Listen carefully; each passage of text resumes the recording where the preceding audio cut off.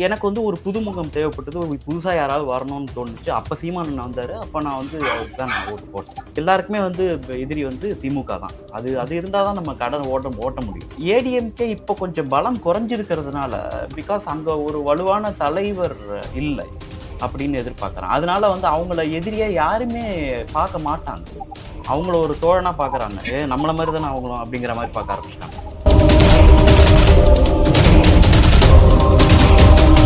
திருமானன் பேச முடியாததான் வந்து அவர் பேசிக்கிட்டு இருந்தாரு.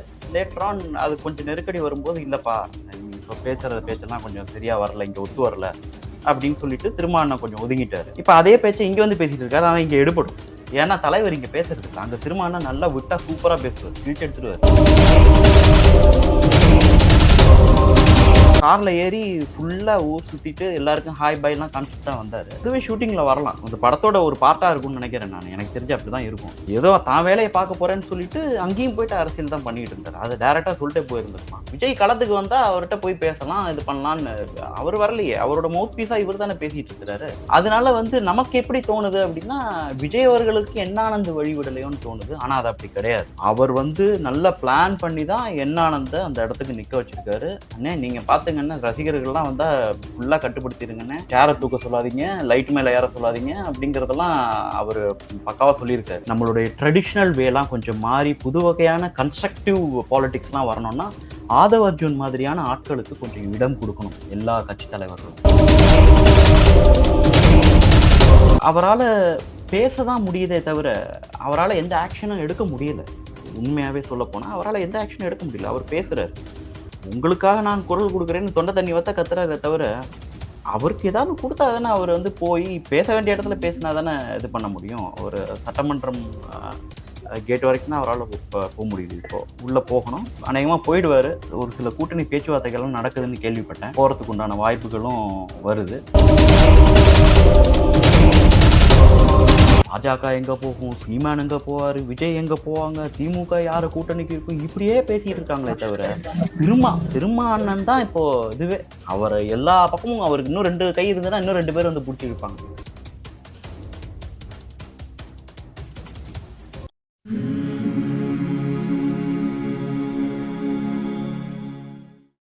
டிஎன் டிஜிட்டல் 24 நேயர்களுக்கு அன்பு வணக்கம். இன்று நம்முடன் இணைந்திருப்பவர் வெங்கடேஷ் ஐயர், சோசியல் ஆக்டிவிஸ்ட். அவரிடம் கேட்பதற்கு நிறைய உள்ளது, வாருங்கள் கேட்கலாம். வணக்கம் சார். டிஎன் டிஜிட்டல் 24 நேயர்களுக்கு எனது அன்பான வணக்கங்கள்.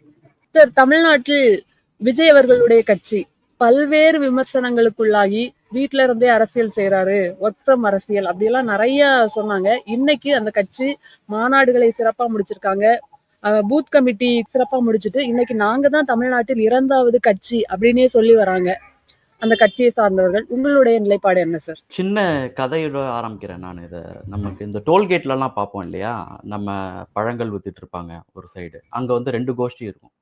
2 ஒரு சைடு போகிறவங்க பார்த்துக்குவாங்க, ஒரு சைடு வரவங்க பார்த்துக்குவாங்க. அதில் பழங்கள் விற்பாங்க. எப்பயாவது வியாபாரம் கம்மியாயிடுச்சு அப்படின்னா வந்து அவங்க வந்து ஒரு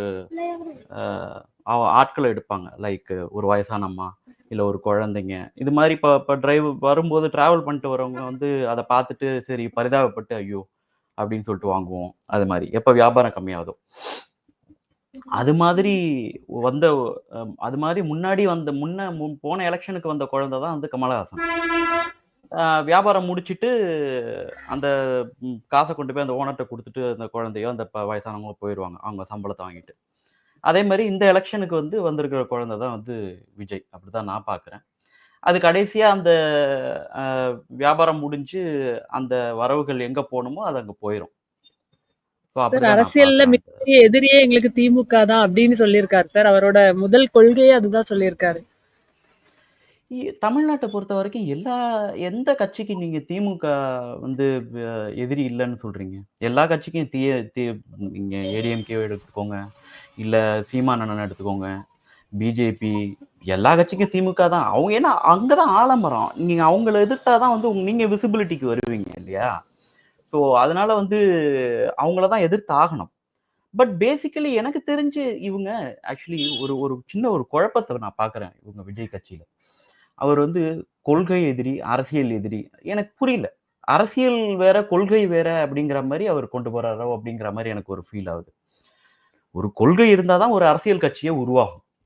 அப்படிங்கிறது தான் என்னோட இது. அப்படி பார்க்கும்போது இப்ப சீமான் அண்ணன் எடுத்துக்கிட்டோம்னா, தமிழ் தேசியம்ங்கிறது தான் அவருடைய கொள்கை. உண்மையாவே நான் வந்து என்னுடைய ஃபர்ஸ்ட் ஓட்டு வந்து சீமான் அண்ணனுக்கு போட்டேன். அப்போ வந்து இரட்டை மெழுகுவர்த்தியில இருந்தாரு அவரு. அப்ப அவருக்கு தான் நான் ஓட்டு போட்டேன். அ ஏன்னா, அப்போ நான் யங்ஸ்டர். எனக்கு வந்து ஒரு புதுமுகம் தேவைப்பட்டது. புதுசா யாராவது வரணும்னு தோணுச்சு. அப்ப சீமான் அண்ணன் வந்தாரு. அப்ப நான் வந்து அவருக்கு தான் நான் ஓட்டு போட்டேன். இது சொல்லக்கூடாது. இருந்தாலும் சொல்றேன் பரவாயில்ல. அ அதுபோல தான் வந்து எல்லாருக்குமே வந்து எதிரி வந்து திமுக தான். அது அது இருந்தா தான் நம்ம ஓட்ட ஓட்ட முடியும். ஏடிஎம்கே இப்ப கொஞ்சம் பலம் குறைஞ்சிருக்கிறதுனால, பிகாஸ் அங்க ஒரு வலுவான தலைவர் இல்லை அப்படின்னு எதிர்பார்க்கிறேன். அதனால வந்து அவங்கள எதிரியா யாருமே பார்க்க மாட்டாங்க. அவங்கள ஒரு தோழனா பார்க்குறாங்க. நம்மள மாரி தானே அவங்களும் அப்படிங்கிற மாரி பார்க்க ஆரம்பிச்சுட்டாங்க. ஸோ திமுக எதிர்த்து தான் அவர் வந்து அ பேசி ஆகணும். நான் சொன்ன மாரி அரசியலுக்கும், கொள்கைக்கும் அவர் கொஞ்சம் மாறுபடுறாரு. கொள்கை வேணும் அப்டின்ட்டு. அதுக்கு தான் நெறைய போஸ்டர்ஸ், வால்பேப்பர்ஸ்லாம் பின்னாடி வச்சிருந்தாரு பார்த்தோம். இந்த பக்கம் ஒரு 10 பேர், இந்த பக்கம் ஒரு 10 பேர் வச்சிருந்தாரு. ஆ பேசிக்கலி என்ன அப்டின்னா, இப்போ நான் அந்த இது சொன்னேன் இல்லையா? பழ வியாபாரி கதை சொன்னேன் இல்லையா? அது போல வந்து விஜய்க்குன்னு ஒரு ஓட்டு இருக்கு. ஓட் பேங்க் இருக்கு. அது இல்லன்னு நம்ம சொல்ல முடியாது. அ எது மாதிரி அப்படின்னு சொல்லி பார்த்தோம்னா, ஒரு சில பேட்டர்ன்ஸ் இருக்கு. நான் கொஞ்சம் அ இந்த டிஜிட்டல் ஒர்க்ல லைக் டேட்டா அனாலிசிஸ் கொஞ்சம் அந்த டீமோட ஒர்க் பண்ணுவேன் சம்டைம்ஸ். அ அப்போ வந்து பார்ப்போம். அ ஸோ இந்த இவரோட பேட்டர்ன் என்ன அப்படின்னு சொல்லி பார்த்தீங்கன்னா, ஒரு குறிப்பிட்ட கல்லூரி இருக்கு. அ அந்த கல்லூரி வந்து இவருக்கு நல்ல பேக்கப் குடுக்குறாங்க.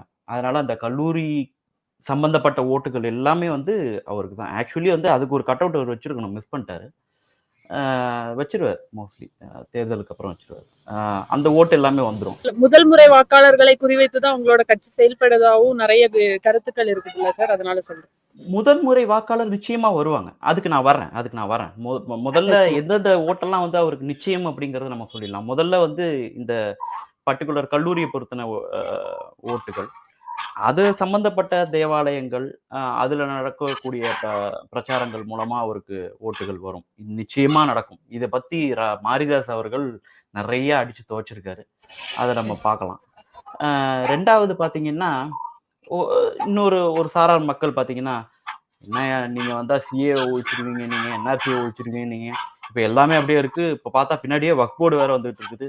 அப்படின்னு சொல்லிட்டு அந்த அதிருப்தியில ஒரு மக்கள் இருப்பாங்க இல்லையா? அவங்க வந்து நிச்சயமா வந்து அதிமுக பக்கமோ ஏன்னா அவங்க ஆல்ரெடி பாஜக இருக்காங்க. பாஜகவுக்கு வந்து பாஜக is not at all considering அந்த மைனாரிட்டி வோட்ஸ் இப்ப என்ன பார்க்க போனா. அதனால அந்த வோட் பேங்க் வந்து அவருக்கு நிச்சயமா வரும். இன்னொன்னு 3வது தூண் வந்து விஜய்க்கு வந்து ரசிகர்கள். 18 வயது கடந்திருந்தால் நிச்சயமா வந்து விஜயோட ரசிகர்களின் ஓட்டு வந்து அவருக்கு தான் நிச்சயமா போகும். இந்த முதல் முறை வாக்காளர்கள் அப்படின்னு சொல்லும்போது, இப்ப நல்ல கிளாரிட்டி கிடைச்சிருச்சு மேடம். என்ன அப்படின்னு கேட்டீங்கன்னா, ஆ சோசியல் மீடியா. முதல் முறை வாக்காளர்கள். நான் நான் முதல் முறை வாக்காளரா இருந்தப்போ சோசியல் மீடியா கிடையாது. அதனால நான் போய் சீமானுக்கு போயிட்டு ஓட்டு போட்டு வந்தேன். இப்ப சோசியல் மீடியால எல்லாம் அப்ரப்ட்டா அப்பப்போ வந்துருது. திடீர் செய்திகள்லாம். பிரேக்கிங் நியூஸ் தான் வந்துட்டு இருக்கு.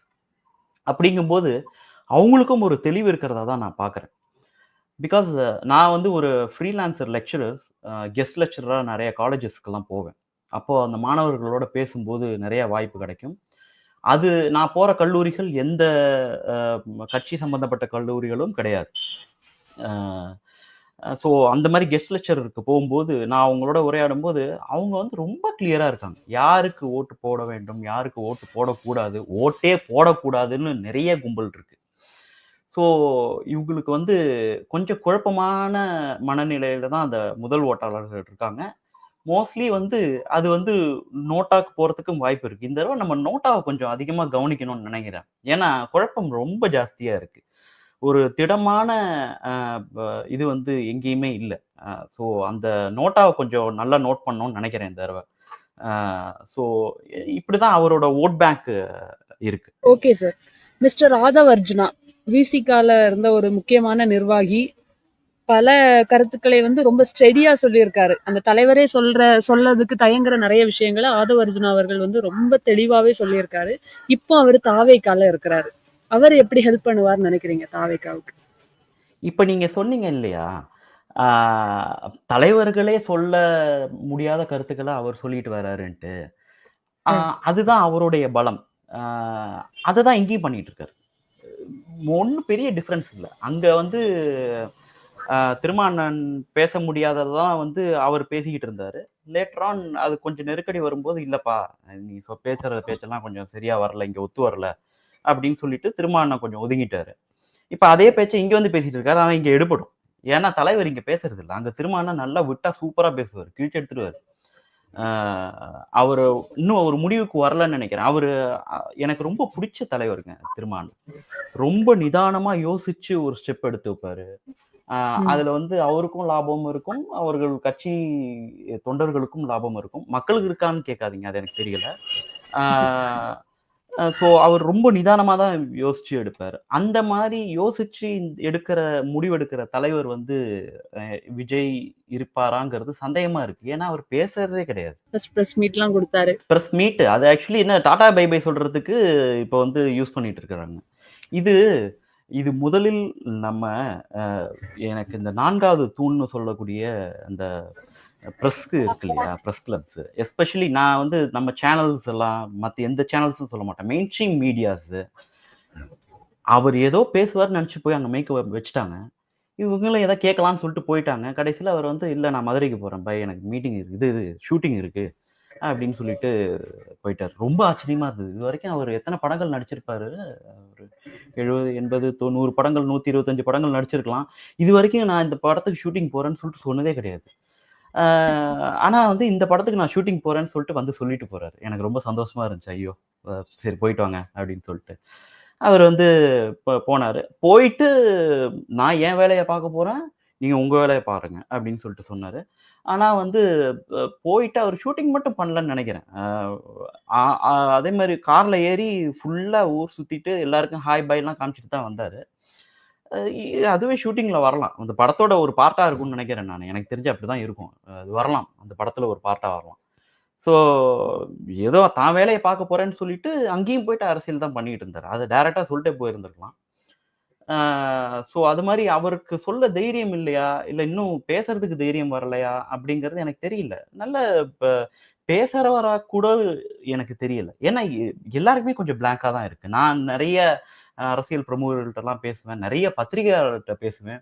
அவங்களும் சொல்லுவாங்க, "சார் எங்களால புரிஞ்சுக்கவே முடியல சார் அவர" அப்படிம்பாங்க. அ ஏன்னா அவர் பேசுவாரா? பேச மாட்டாரா? என்ன பண்ணுவாரு? திடீர்னு கை கட்டி நிப்பாரு. திடீர்னு கைய உயர்த்தி பேசுவாரா? எந்த மூட்ல இருப்பாரு? அப்படிங்கிறதெல்லாம் நமக்கு தெரியாது. அதனால இப்போ ஆதவ் அர்ஜுன் கமிங் டூ ஆதவ் அர்ஜுன் அவருக்கு வந்து uh he has chosen the right party at last அதுதான் சொல்லணும். அ அ நல்ல ரேப்போ இருக்கு. ஆதவ் அர்ஜுனுக்கும் அ அ விஜய் சாருக்கும். அ அப்படிங்கிறது நான் நெறைய இது பண்றேன். பார்க்குறேன். இதுல வந்து நீங்க மெயினா கேட்க ம ம் விட்டது ம் அந்த பொதுச் செயலாளர பத்தி. ஆ என் எனக்கு ஆனந்த் அவர்கள். என் ஆனந்த். இது எனக்கு என்னன்னு தெரியல. திடீர்னு என் ஆனந்துன்னு கூப்பிட ஆரம்பிச்சுட்டாங்க. அதுவரைக்கும் புசி ஆனந்தா இருந்தவரு, இப்பல்லாம் என் ஆனந்துன்னு சொல்ல ஆரம்பிச்சுட்டாங்க. அந்த எப்படி? என் ஆனந்த் அப்படிங்கிறது வந்து இப்ப ரொம்ப நாளா நம்ம காதுக்கு வந்து கேட்டுட்டே இருக்கிற மாரி இருக்கு. அந்த புசி ஆனந்த் கொஞ்சம் தள்ளி போய் என் ஆனந்த் அப்படிங்கிறது. ஆமா மேடம். அதுதான் எனக்கும் ஆச்சரியமா இருக்கு. புஸ்ஸி தொகுதியில அவரு வந்து எம்.எல்.ஏவா இருந்தாரு. அதனால புசி ஆனந்த் அப்படிங்கிற நேம். அது நல்லா தான் இருக்கு அந்த பேரு. ஏன் என் ஆனந்த் மாத்துனாங்கன்னு தெரியல.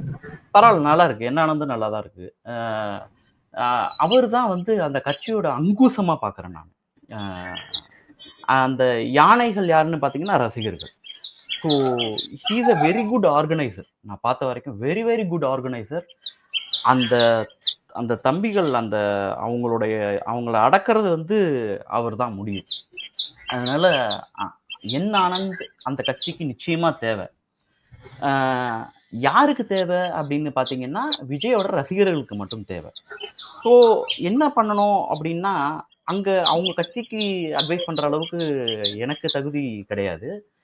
இருந்தாலும் ஒரு பார்வையாளரா நம்ம பார்க்கும்போது, என் ஆனந்த் கொஞ்சம் ஆதவ அர்ஜுனுக்கு வழி விடலாமோன்னு தோணுது.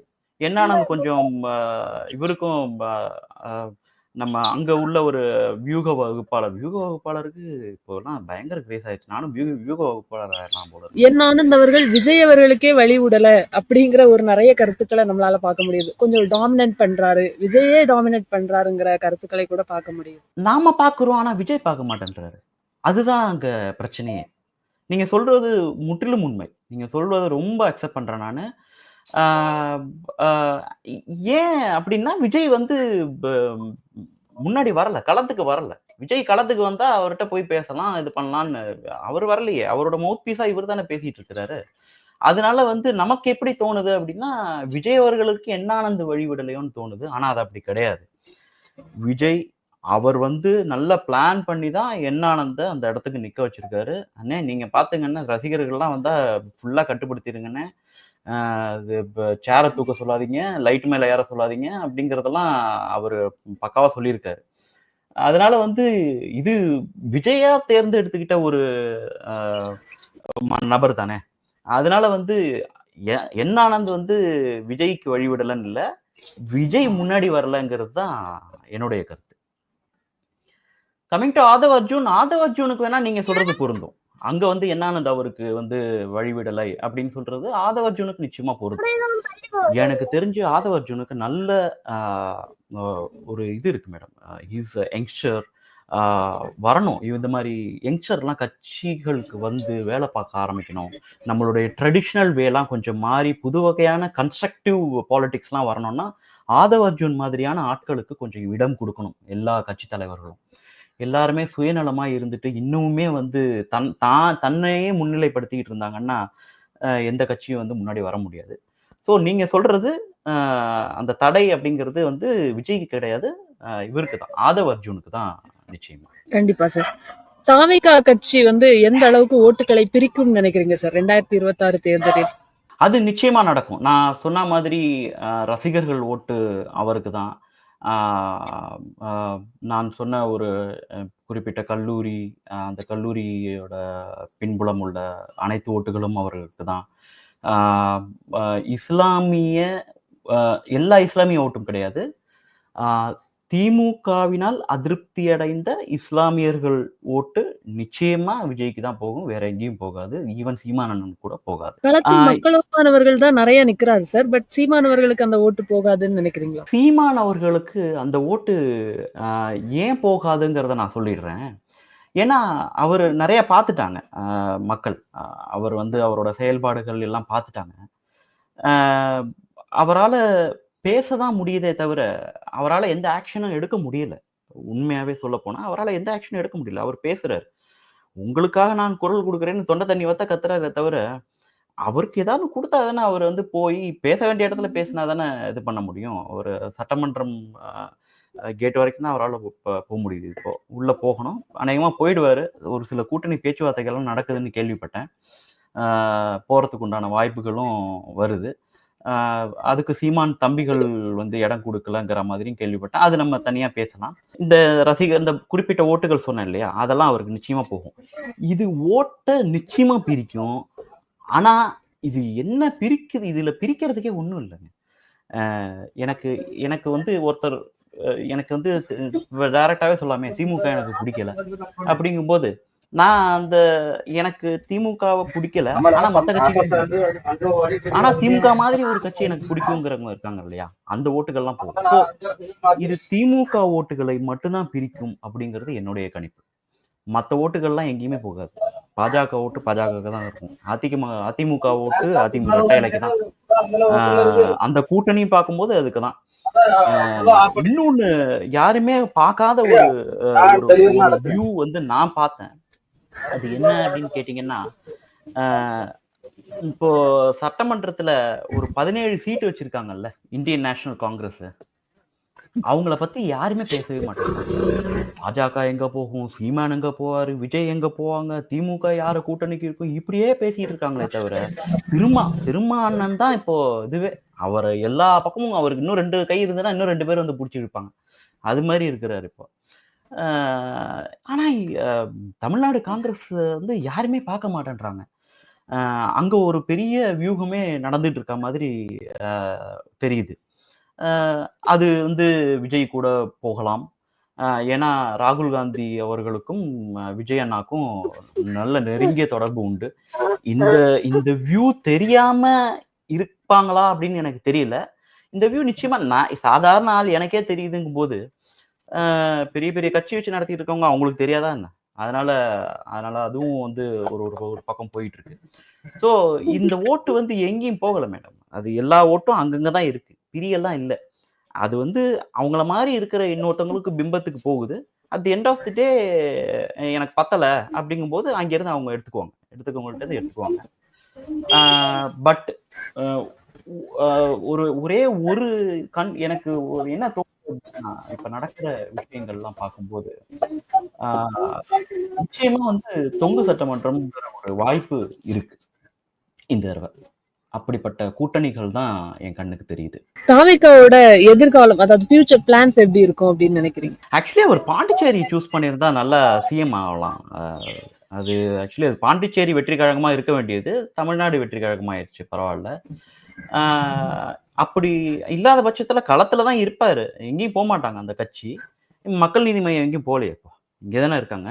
அப்பப்போ ஐயா போயிட்டு அவங்கள போய் மீட் பண்ணிட்டு வராரு. எப்போ நீங்க என்ன டெல்லிக்கு அனுப்ப போறீங்க? டெல்லிக்கு எனக்கு டிக்கெட்டே கிடைக்க மாட்டேங்குது. நீங்க டிக்கெட் எடுத்து குடுங்கன்னு சொல்லிட்டு அவங்கள்ட்ட போய் கேட்டுட்டு இருக்காரு இல்லையா? அதுபோல வந்து இங்கேயும் ஏதாவது ஒரு டீலிங் வந்து நடக்கலாம். ஸோ அப்படி ஏதாவது ஒண்ணு நடந்தது அப்படின்னா, அவருடைய அரசியல் வாழ்க்கை வந்து தொடரும். இல்லன்னா, நான் சொல்ற பழ வியாபாரி மாரி அந்த பழங்கள வித்துட்டு, அந்த காச குடுத்துட்டு, அவரோட சம்பளத்த வாங்கிட்டு, இந்த எலக்ஷனோட போயிருவாங்க. அ அப்படிதான் என்னோட கருத்தா இருக்கு. அதுதான் வந்து ஃபியூச்சர்ன்னு பார்க்கும்போது, இன்னும் கொஞ்ச நாள் வெயிட் பண்ணலாம். அவங்க யாரோட கூட்டணி சேர்றாங்க. அ ஏன்னா இப்போதைக்கு திடீர்னு முந்தா நேத்து ஒரு கருத்து கணிப்பு அவர் வந்து 135 சீட் வாங்க போறாருன்ட்டு. எனக்கு கேட்டதுமே ஒரு மாரி பாஜகவுடன் ஆயிடுச்சு. கூட்டணி அப்படிங்கிற ஒரு பேச்சு கூட அடிபடுது சார். வாய்ப்பே இல்ல மேடம். நிச்சயமா வாய்ப்பில்ல. அவர் கிளியரா சொல்லிட்டாரு. இதுக்கு மேல எனக்கு புரியல. நெறைய நெறைய ஊடகங்கள்ல இது ஒரு பேச்சா நடந்துட்டு இருக்கு. ஒரு வேள போர் அடிக்குதுன்னு பேசியிருக்காங்களான்னு தெரியல. உண்மையா அவர் வந்து மேடையிலே சொல்லிட்டாரு. என்னுடைய கொள்கை எதிரி பாஜக கொள்கை அப்படின்னு எதிரி. சொல்லிட்டு. ஆமா. அதனால வந்து அவர் சேருவார்ங்கிற நம்பிக்கை எனக்கு சுத்தமா கிடையாது. ஆ ஆ சீமான் அண்ணா வரதுக்கு வாய்ப்பு இருக்கு. நான் சொன்ன மாதிரி அவருடைய தம்பிகள் ஆதரவு இல்ல அவருக்கு. ஆனா அவருக்கு இஷ்டம் இருக்குங்கிற மாரி தான் தெரியுது. ஆ அவர் வந்தாலும் கொஞ்சம் நல்லா இருக்கும் கூட்டணி. ஆ அ அ எனக்கு புரியவே இல்ல. இந்த விஜய் அவரோட என்ன பிளான், என்ன ஏதுன்னு சொல்லிட்டு அவர் இன்னமும் 1 இயர் இருக்கு, 1 இயர் இருக்குன்னு சொல்லிட்டு இருக்கிறாங்க. ஆ இப்போ பார்த்தீங்கன்னா, பாஜக அது வந்து அந்த பாஜகங்கிறது 50 வருஷத்துக்கு வேல பார்க்கும். அடுத்த 50 வருஷத்துக்கு நம்ம என்ன பண்ணணுங்கிறது வேல பார்க்கும்.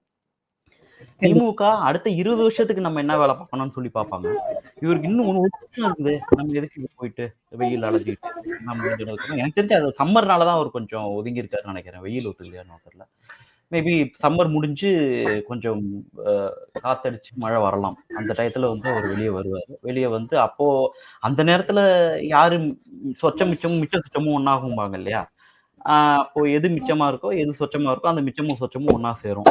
ஆ அது ஆஸ் யூசுவல் நான் சொன்ன அந்த ஓட்டுகள் தான் அவருக்கு கடைசியா வருமே தவிர, அது பெரிய இம்பாக்ட் குடுக்காது. பெரிய ஃபியூச்சரையும் அந்த கட்சிக்கு நிச்சயமா குடுக்காது. பார்க்கலாம் சார். எப்படி இருந்தாலும் 2026 வரை வெயிட் பண்ணி தான் பார்க்கணும். இவ்வளவு நேரம் எங்களுடைய கேள்விகளுக்கு மிக பொறுமையாக பதிலமைத்தமைக்கு நன்றி சார். ரொம்ப நன்றி.